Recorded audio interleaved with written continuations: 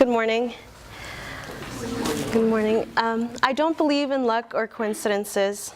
I believe that as long as you strive to be the best person and the best version of yourself, that your path will eventually align with your purpose, and that when that happens, then success will soon follow. My path led me here to the RGV. I was 3 years old when my family and I moved from Tampico, Mexico to Dallas. They were a young couple in their early 20s in search of something different. They saved a year's worth of living expenses to move to the US to study English for a year. But it was shortly after that they realized the educational and the financial opportunities that the US had to offer, that American dream that we hear about so often. So they decided to start their quest for US residency, and we never moved back to Mexico. As a Mexican citizen living and attending school in the US, life for me wasn't easy. My parents were learning English and the American culture at the same time that I was learning it. So it was a lot for me to take in, especially at such a young age. I remember feeling like I didn't fit in, and I wondered if I ever would. We moved a couple more times to other cities around Texas, around Dallas, and also to Corpus Christi, before we finally ended up here in McAllen. I was just about to start the 7th grade, so this was back around 1999, before a lot of you were probably born. The Valley was not what we know of today, and I know you probably think that still it doesn't compare to cities like Austin or Dallas, but it really does have a lot to offer, and in fact, it grows a lot quicker than some of those cities. I distinctly remember playing in my backyard when we moved here. We lived near Cathy Middle School at the time, and I peeked over the fence and I saw the Chase Bank Tower off in the distance. And I was really curious about it.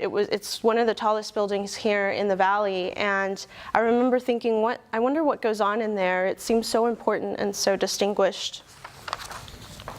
So I started school here, and again, I didn't know anyone, so I was really nervous about fitting in. But it wasn't long before I realized that the Valley had its own unique culture. The kids here spoke English and Spanish, and a lot of them had Mexican parents just like mine. So the Valley finally felt like home to me. It was the perfect combination of that American lifestyle mixed with a rich Hispanic culture and influence. Another thing was that at all the other schools that I had been to across Texas, I was just your average kid. I went by unnoticed. No one really made an effort to encourage me, but that wasn't the case when I got here to the Valley. I noticed that the teachers and the counselors were constantly pushing me to achieve more by offering me opportunities that I didn't know existed, much less my parents. Through them, I was introduced to leadership programs like the National Hispanic Institute, National Honor Society, or Interact Rotary. It was those school teachers and those counselors that opened my eyes to my own potential, and that sparked my interest for learning and for giving back to the community. It's not like that everywhere, especially, in my personal experience. I noticed something special about the Valley's education system. I believe that they really pour their hearts out into seeing each of their students succeed. In fact, we wouldn't be here today were it not for one person, one teacher, that really seems to have that passion for seeing each and every one of you succeed. I ended up graduating top 10% of my class in high school. And when it came time to choose a university, again, my parents didn't really know much about what all my options were. A lot of the kids that I went to school with, they seemed to want to follow in the footsteps of their older sisters or brothers or their parents. But my parents went to school in Mexico, so I didn't really have an idea of what my options were or what the process was to get to where I wanted to be. So again, I fell back on my school and my counselor, and she gave me some advice, and I did some of my own research, and I decided to apply for UT Austin, and I got accepted into the engineering school in the architectural engineering program. I didn't realize at the time what I was getting myself into. My dad is an engineer, so I never personally thought twice about why I couldn't be one myself. I didn't know that being a double minority, a woman and Mexican, pursuing a degree in engineering was very rare. In fact, in the fall of 2005, when I was a freshman at UT, there were over 49,000 students at school. A little over 5,000 of them were for the School of Engineering. A little over 1,000 of those were women. And 81 of those were foreign exchange students like myself. And I know that's a lot of numbers, so to put this into perspective, I'm sure you guys know State Farm Arena. Y'all have probably gone to a concert or something there. I want you to imagine 10 State Farm Arenas filled with people. That was about the size of the student body at UT. Now take away 9 of those, you're left with that one. That was about the size of the engineering school. Now take away everyone on the stands and half of the people on the floor. What you're left with was the number of women that were in engineering. Now take everyone except for that front row of the floor seats. That's where I fit in. Less than 1% of the entire student body. Talk about feeling like you don't fit in. If things couldn't get more challenging, my freshman year, my parents decided to get a divorce. And I'm sure, unfortunately, some of you have been through that. It wasn't easy and it wasn't fun. The scariest part for me was that it left my college tuition in question. It left it all on my mom's shoulders to take care of.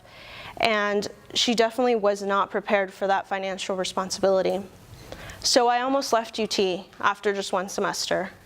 But thankfully, my mom worked really hard and got me through school, and in 4 years, I graduated. I was one of 16 women to graduate with a degree in architectural engineering in the spring of 2009. Now I was about to enter the workforce, and I was not aware of the obstacles that were ahead of me. First of all, I graduated in 2009 during one of the worst financial crises in US history. So finding a job was not easy, let alone the fact that I was a woman entering a career that is mostly made up of older men. But I found a job, and I had a really supportive boss who believed in me. But that didn't change the fact that I was a woman in engineering. So I faced a lot of rejection. A lot of rejection from my coworkers, from clients, and even from city employees. With hard work, determination, and a lot of patience, I eventually secured a job in San Antonio with one of the top structural design firms in the area, known as Intelligent Engineering Services, or IES. After 2 years of working there and working on some really awesome projects, I decided that I wanted to move back home. I wanted to come back to the Valley. And much to my surprise, the company asked if I would stay with them and work from home. So with little experience and no office space, I packed my bags and I moved to the Valley, and I started IES McAllen out of my living room. Fast forward now 2 years, I now work out of the Chase Bank Tower, that one building that always made me curious when I was a child.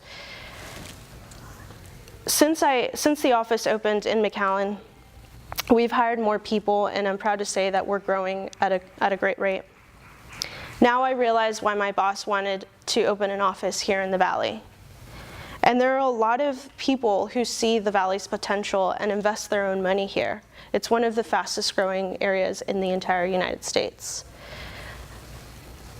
That means, for me, that means that there's a lot of construction going on, there's a lot of new buildings opening up, there's a lot of potential for engineers like me to help design those buildings. To close off, I wanted just to share with you that I wouldn't be where I am today had I not ended up in the Valley as a child. Here, specifically, I was encouraged to grow, encouraged to give back, and encouraged to be myself and to be proud of it. And that's exactly what I'm doing. I'm growing a business, and I'm giving back to the community that helped me. And you can do the same thing and more. As I was putting this story together for you today, I realized that my path wasn't straight and it wasn't easy, and statistically, my chances for success were very low. Yet I never allowed those obstacles or those statistics to identify who I was. I never let my background or my weaknesses to prevent me from reaching my dreams.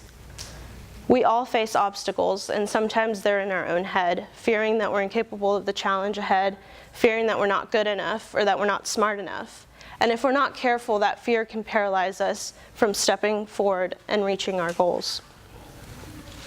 The odds were against me, and they still are today.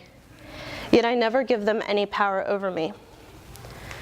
Through my story, I hope to have encouraged you to reflect upon your own life and identify those challenges or those statistics that you may be up against. I want to remind you to be persistent and to not give up, because you can do anything that you set your mind to. Where you come from, where you were born, what gender you are, none of that has to identify your future. Thank you.